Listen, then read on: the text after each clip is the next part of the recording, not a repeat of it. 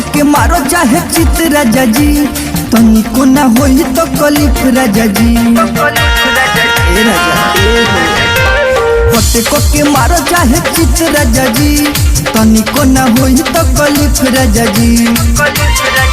आज खोजो तो शरीर भोर हिप राजा जी, पटे के मारो चाहे चित राजा जी, तनिको ना होई तो कलिफ राजा जी। पटे के मारो चाहे चित राजा जी, तनिको ना होई तो कलिफ राजा जी।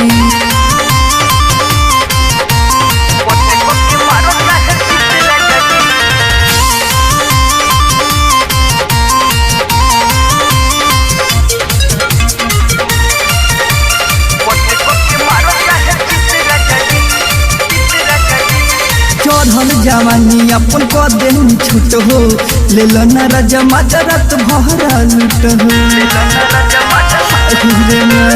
चढ़ल जवानी अपन कदेन छूट हो, ले लो ना राजा मजरत भरा लूट हो। पानी जो बना पते न छिड़क राजा जी, छिड़क राजा जी। पटे के मारो चाहे चित चित चित, तनिको ना होई तो कलिफ राजा जी। पटे के मारो चाहे चित राजा जी, तनिको ना होई तो कलिफ राजा जी।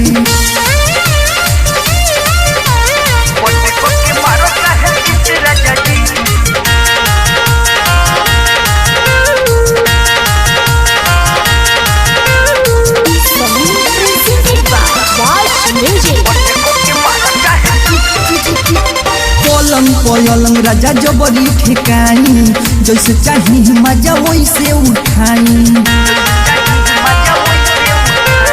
पलंग राजा जबरी ठेकाई, जैसे चाहिए मजा वैसे उठाई।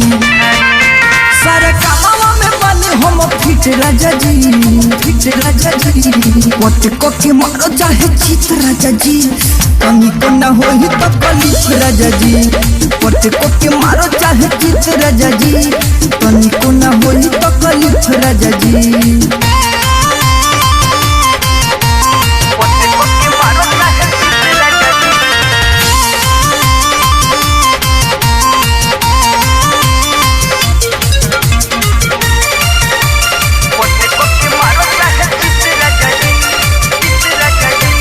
राइटर रबिया सुनिया दो मुरारी, कोरी लगातार चाहे दम धके मारी। राइटर रबिया सुनिया दो मुरारी, कोरी लगातार चाहे दम धके मारी।